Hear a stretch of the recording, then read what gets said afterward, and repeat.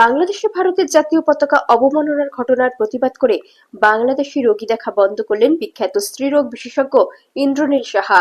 বৃহস্পতিবার রাতে চিকিৎসক ইন্দ্রনীল সাহা তার সোশ্যাল সাইটে বাংলাদেশে ভারতের জাতীয় পতাকা অবমাননার একটি ছবি পোস্ট করে লেখেন, বিউট ইউনিভার্সিটির প্রবেশপথে ভারতীয় জাতীয় পতাকা বিছিয়ে রাখা। চেম্বারে বাংলাদেশের রোগী দেখা আপাতত বন্ধ রাখছি, আগে দেশ পরে রোজগার।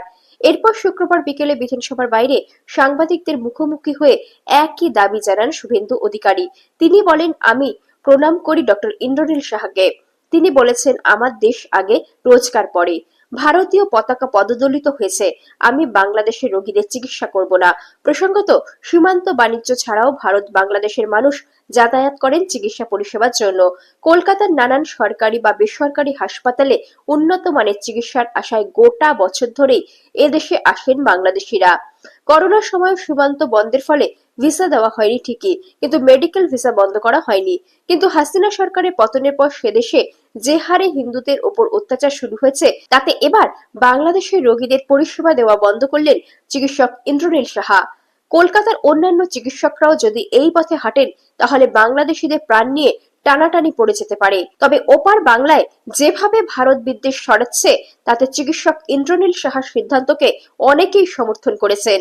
তাদের কথায় কট্টরপন্থীদের দমন করতে হবে এভাবেই। বাংলাদেশের ইউনিভার্সিটিগুলোর বাইরে ভারতের পতাকা আলপনা করা হচ্ছে, যাতে তার উপর পা রেখে হেঁটে চলে যাওয়া যায়।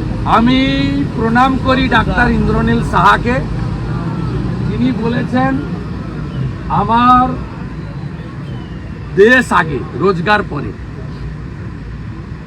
ভারতীয় পতাকা পদদলিত হয়েছে, আমি বাংলাদেশের রোগীদের চিকিৎসা করব না।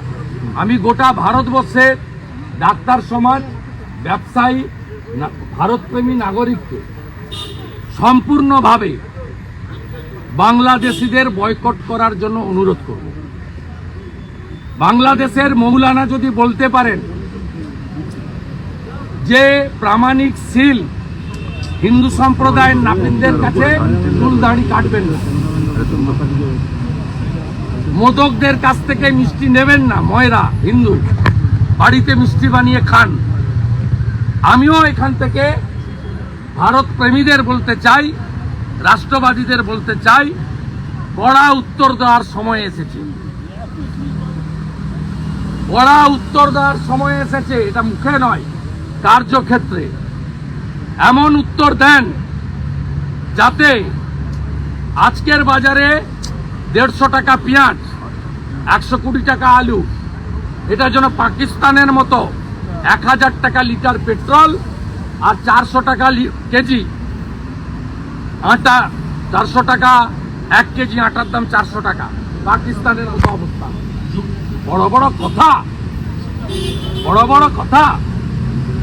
ফারাক্কার উপর দিয়ে বিদ্যুৎ না গেলে 80 জায়গায় এক্ষুনি অন্ধকার, 80 জায়গা অন্ধকার হয়ে যাবে এক্ষুনি যদি ঝাড়খণ্ড থেকে উৎপাদিত বিদ্যুৎ ফারাক্কার উপর দিয়ে গেছে, এক্ষুনি যদি ভারত থেকে বন্ধ হয়। এটা কোনো সেক্টেরিয়ান কথা নয়। আমরা ইউএনএকে সম্মান করি, আমার জাতীয় পতাকা আগে। এই জাতীয় পতাকার জন্য চট্টগ্রামের মাস্টারদা সূর্য সেনেরা আত্মবলিদান দিয়েছেন।